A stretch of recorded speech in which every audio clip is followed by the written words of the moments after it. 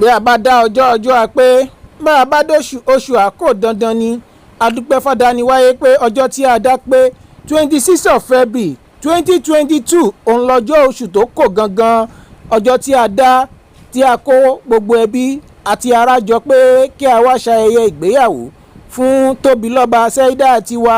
àti Imam Almutekin adániwáyé adúpẹ́ pé ọjọ́ ọ̀hún kò láyọ̀. Mimbadi ilimi watukọ alalaila ailala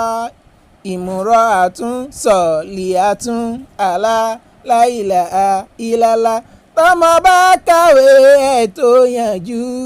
alalaila ailala gbéyàwó màlúù kan sẹ́ alalaila ailala Sẹ́ídà kàwé ẹ̀ ó yanjú láìlà ìlàlà ìmáàmù náà kàwé ẹ̀ ó yanjú láìlà ìlàlà gbéyàwó màlúù kan sẹ́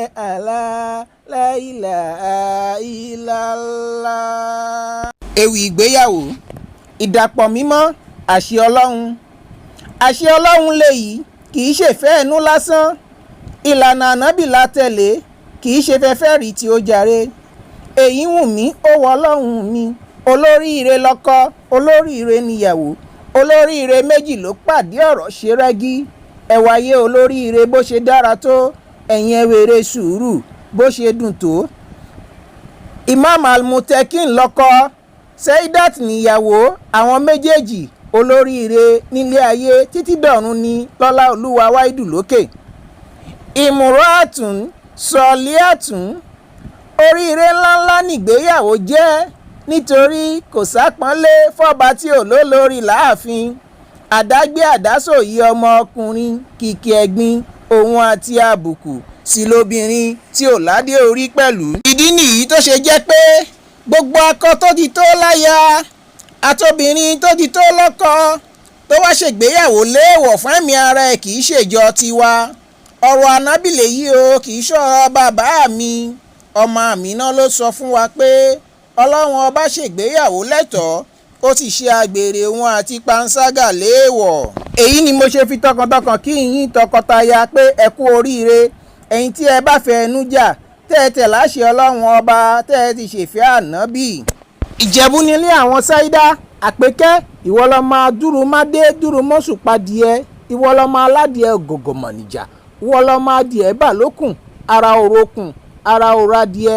ọmọ mo rẹ́yẹ mẹ́mà roko gbà tí mo rókò tán ẹyẹ mà ti fò lọ ọmọ mo níṣu nílé mẹ́mà lọ́bẹ ọbẹ̀ tí ń bẹ nílé òmọ́lé bàbá ti yín lọ ìjẹ̀bú alárẹ̀. àpékẹ́ ìwọ la fíjú ìjẹ̀bú tí ń fọkọ rẹ̀ jẹ lè mọ́mù. mo ti rẹ́rù àdúrà dé ẹ tẹ́wọ́ àdúrà tọkọtaya Babatunde mo tún ti dé mo ṣetán tí mo fẹ́ súre fún tọkọtaya tẹbí tará ọkọ àtìyàwó ó yá ẹ ṣùṣùkà kí ẹ wá rẹrù àrùlà. tọkọtìyàwó ní oríire yín ò ní dìbànújẹ́ ayọ̀ yín ò ní dòbu ẹbí ará ọ̀rẹ́ àtojúlùmọ̀ pátá ẹ ò ní kàndínkẹ́ ẹ tó wọlé gbogbo ẹni tó náwó láéláé ẹ ò ní táwọ́ ná ọwọ́ yín ò ní kàn sàlẹ̀ àpò gbogbo ẹni tó nájú ojú tí ẹ fi wá wòran ò ní fọ́ àtẹni tó ná rìn ẹsẹ̀ wá ẹsẹ̀ yín ò ní dohun àgéjù sọnù gbogbo ẹ̀yin tẹ́ ẹ nára ẹ ò ní faragbàwẹ̀ tí ò ní túmọ̀. bàdàbàdà àmúdá bàdà àmúdá bó níyàwó ṣèyàwó bàdà àmúdá àwa bó níyàwó ṣèyàwó bàdà àmúdá àtúnbọ̀ wá kó mọ́ àtúnbọ̀ wá kó mọ́ àtúnbọ̀ wá kó mọ́ àtúnbọ̀ wá kó mọ́ àwa tí àwa ṣe ìyàwó àtúnbọ̀ wá kó mọ́ àwa tí àwa ṣe ìyàwó àtúnbọ̀ wá kó mọ́. ǹjẹ́ mo wí tòní ná bí orin ọ̀rẹ́ mi Kádániwá yóò jẹ́ ń rí tuntun wí tó bá di lọ́la àmọ́ nítorí ọ̀rọ̀ nílé ẹjẹ́ ń sáré forin ṣàdúrà kan ẹkún ní ń pọ́n wọn lójú òṣì ní ń pọ́n wọn láṣọ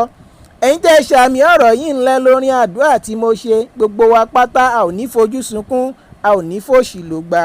ẹ wá pẹ́ mọ̀ mọ́kọ́ ta ló wà nínú ọgbà náà báwo ṣèbémi lọmọ tẹ́ ẹ ní mo dúdú tí mo ní mo fi dúdú jọ yín mo fi pupa jọ Ṣọlá Adélékè ọjà ìbò tó kọ pélé tí pélé ń dán mọ̀ràn ìmọ̀ràn ìmì ní jọjọ bí ọ̀lẹ́lẹ̀ àwẹ̀ àmọ́ bá a ti parí láàwí èmi l'Akewi Agbaye Akekoo Akoka níbẹ̀ ni Sheriff Babatunde ọmọ baba lójú ogun ìkọ́ni mímọ́ lókun ọ̀la kí n kú ya mọ́ níkun ariwo yọkọ̀tọ̀ níkun àwọn àjìfà gbàtà òjìfà mọ́ níkun èmi kú pẹlẹbẹ mi lọ́ọ́ máa gún yán tán fòdó bomi epo. Congratulations, my brethren. Happy married life.